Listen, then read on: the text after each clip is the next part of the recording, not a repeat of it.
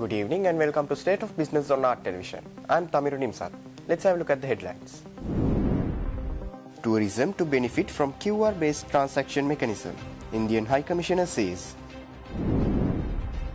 Government makes efforts to equip youth with IT and management skills, President's Media Division announces. News in detail. Indian High Commissioner to Sri Lanka Gopal Bagle says that MOUs on QR-based UPI system have already been signed between the relevant parties to ease transactions in the tourism field.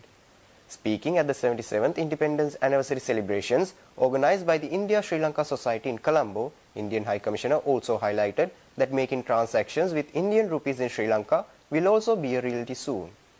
I am happy to mention that in the field of financial technology, digital technology, we have come a long way.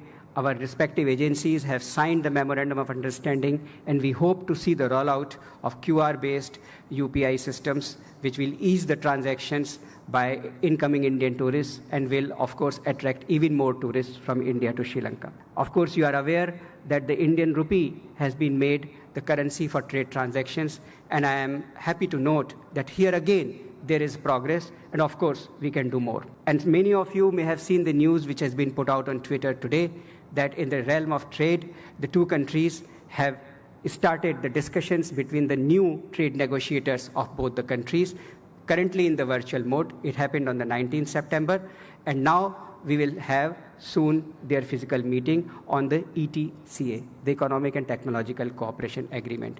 We very much hope and we would like to request the government of Sri Lanka that we reach a quick culmination of these discussions and negotiations so that we can our people can start reaping the benefits.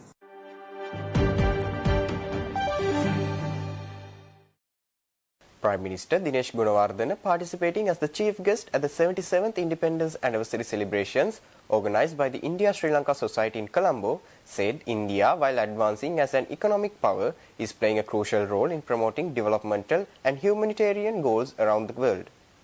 Our friendly neighbor, India has extended enormous support to us in the economic field, financial and the monetary fields, development efforts and emergency aid that Sri Lanka needed when it faced the most severe crisis. And today, India has emerged in this long journey as a giant economy among the strongest economies the world has built.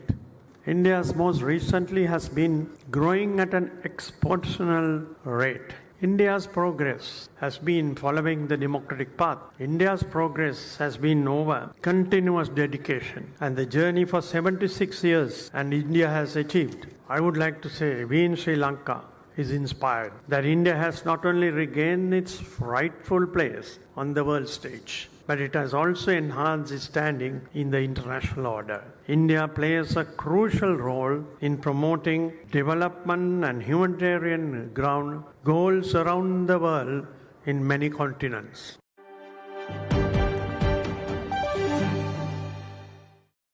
National IT and Business Process Management Week in Sri Lanka is slated for the 11th, 12th and 13th October 2023 at the Sirimao Bandaranaike Memorial Exhibition Hall in Colombo. Presidential Media Division made this announcement through a press briefing recently.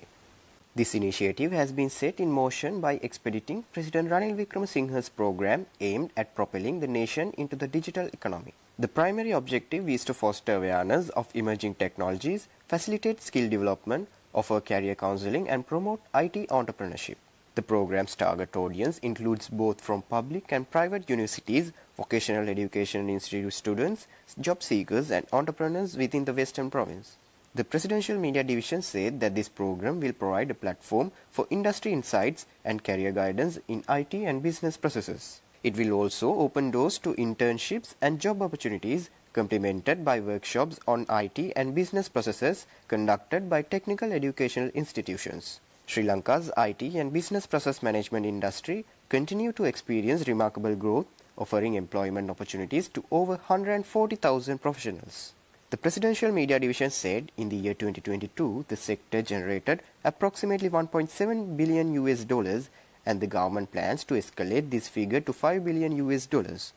Furthermore, there is a vision to expand the workforce in this sector to 200,000 individuals by creating fresh employment opportunities for the youth of our nation.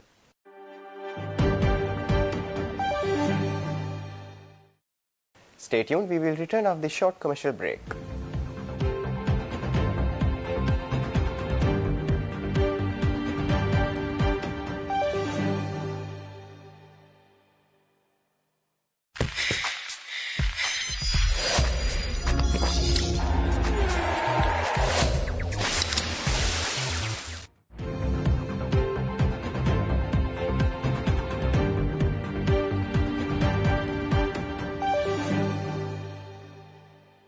Welcome back after the break. The launch event for the investigative book titled The Right Tie, which is authored by the Minister of Labour and Foreign Employment Manushana Nayakkara, took place in Colombo last Sunday. President Ranil Wickremesinghe presided over the ceremony with Prime Minister Dinesh Gunawardena in attendance. During the event, Minister Manushana Nayakkara presented the inaugural copy of his book, The Right Tie, to President Ranil Wickremesinghe. The book represents the culmination of a 23-year journalistic quest initiated by Minister Nayakkara. This gives an opportunity to read the history of the labour movement in Sri Lanka with a right-wing analysis in one book. The book also presents a vision of the entire labour movement and the future labour market. This book serves as an effort to bring out the reality of the hidden events in the history of labour. Notably, all proceeds from the book sales will be dedicated to the welfare of the Kafir community residing in the Sirambiyadi area and the children of workers in Sri Lanka. President Ranil Wickremesinghe, who addressed the ceremony, said that the Sri Lankan labour movement should also be modernised along with the global labour movement. Speaking at the event, Minister of Labour and Foreign Employment Manushana Nayakkara underscored the commitment to equip Sri Lankan labour with the skills to compete in the global market. මේ පොත ලියන්න හේතුව ගැනත් වචනයක් කතා කරන්න ඕනි. මම මේ පොත දොරට වඩින්නේ පොතක්ම විතරක් නෙවෙයි. අවුරුදු 23ක ගවේෂණයක් මේ එළි දකින්නේ. ආරුමුගම් තොණ්ඩමන් අමාත්‍යවරයාගේ මාධ්‍ය ලේකම්වරයා විදියට කටයුතු කරද්දී සුන්දර කඳුකරේ මීදුමට යටින් ගිනිගන්න වතුකම්කරුවගේ ජීවිතය මම දැක්කා. මේ පොතේ බීජය පැලවෙන්නේ එතනින්. විගමනිකයා ශ්‍රමිකයෙක් වෙන්නේ කොහොමද කියන එක අධ්‍යයනය කරන්න මට හම්බ වුණා. ශ්‍රී ලාංකික ශ්‍රමිකයා නූතන වැඩලෝකයට ගැලපීමේ අභියෝගය හඳුනාගත්තේ එතනදී. දේශීය ශ්‍රමිකයා ඉක්මවලා ගිහිල්ලා විගමනික ශ්‍රමිකයා සම්බන්ධයෙන් වන අධ්‍යයනයක් මට එතනදී දොර විවෘත වුණා. දියුණු ශ්‍රමිකයන් බිහි කිරීමේ ප්‍රවේශය අපි අරගෙන තියෙනවා. ඒක අපි කරන්නේ අනාගතවාදීව. මෙතෙක් කල කම්කරු ව්‍යාපාරයට කරන්න බැරි වුණු රැකියා කිරීමේ හැකියාව, ඒ කියන්නේ එම්ප්ලොයබිලිටි එක හදන්න තමයි අපි මේ වෙලාවේ කටයුතු කරන්නේ. ලෝකයට ගැලපෙන ශ්‍රමිකයෙක් නිර්මාණය කරන්න මුලපුරන අවස්ථාවක් තමයි මේක.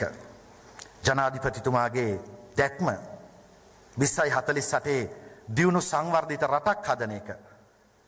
ඒකට අවශ්‍ය ශ්‍රමිකයා හැදීම වගකීම අපි බාරගෙන තියෙනවා. ඒකේ පදනම තමයි අපි මේ නිර්මාණය කරමින් ඉන්නේ.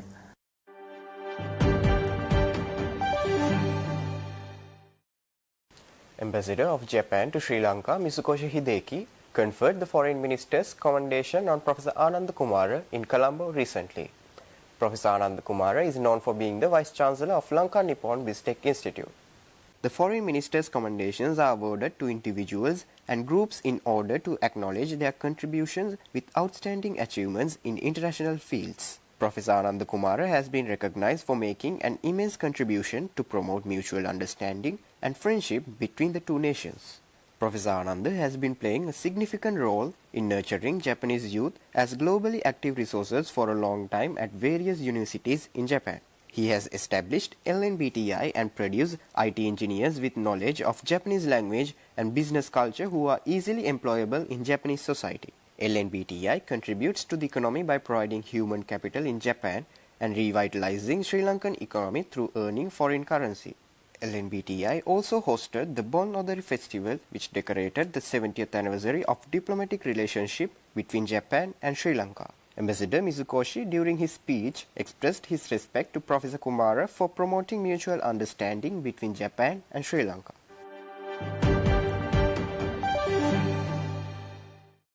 Stay tuned for the stock update.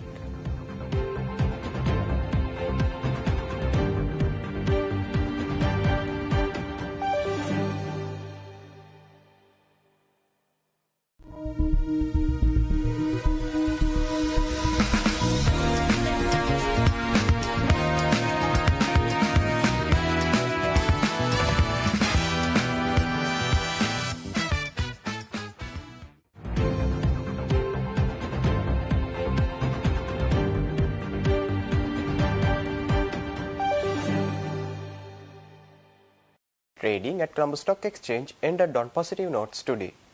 The all-share price index gained 31.66 to close at 11,248.16 and S&P SL20 gained 1.44 point to close at 3,165.96. The turnover was 0.9 billion rupees and over 29 million shares were traded. Up next are forex rates.